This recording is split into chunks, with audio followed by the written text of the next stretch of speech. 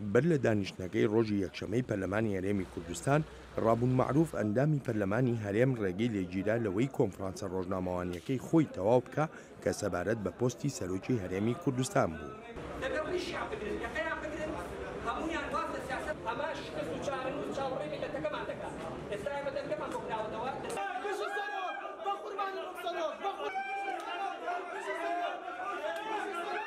دوای دواخستنێکی یەککاتژمێری دانیشتنی پەرلەمان دەستی پێکرد و جێگری سەرۆکی پەرلەمان کارنامەی دانیشتنەکەی خوێندەوە. خوێندنەوەی نامەی بەڕێز سەرۆک مەسعود بارزانی سەرۆکی هەرێمی کوردستان کە ئاراستەی پەرلەمانی کوردستانی کردووە. دووەم، خوێندنەوەی یەکەمی پرۆژە یاسای دابەشکردنی دەسەڵاتەکانی سەرۆکایەتی هەرێم بەسەر دامەزراوە گشتیەکانی هەرێم. بەڵام سەرۆکی فراکسیۆنی پارتی دیموکراتی کوردستان ئاماژە بەوە دەکا ئەرکەکانی مەسعود بارزانی کە درێژکردنەوەیەکی تری پۆستەکەی ڕەت کردوێتەوە لێرەدا تەواو نابێت.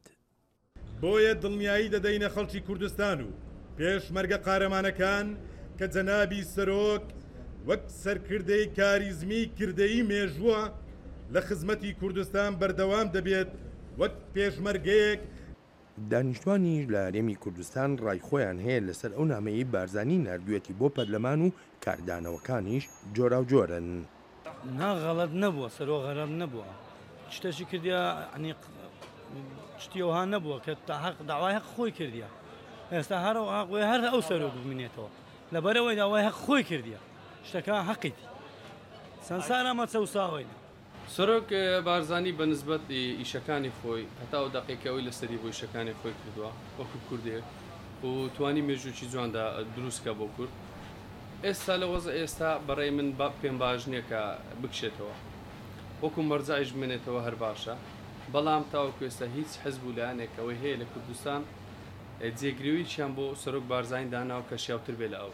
وەڵڵاهی کاکە هەستم چییە؟ هەستی من چوی ئەگەر ئیستیقالە بدەگە ئیستیقادەی نەدا وابزانم لە مۆژوعەکە هەست ناگۆڕی، لەبەرەوەی ئێستا فقط یەک شت هەیە لە گۆڕەیە، ئەگەر ئەمریکا دیفاع لە کوردی بکە ئەوە دەتانین ئەمە قیت بینەوە، ئەگەر دیفاع لە کوردی نەکە ئەوە ئەمە ڕۆیشتیە. ئەم پەرەسەندانە لە هەرێمی کوردستانی عێراق دوا بە دوای ئەو ڕفراندۆمە دێ کە ڕۆژی 25 مانگی نۆ بۆ سربەخۆیی هەرێم کرا.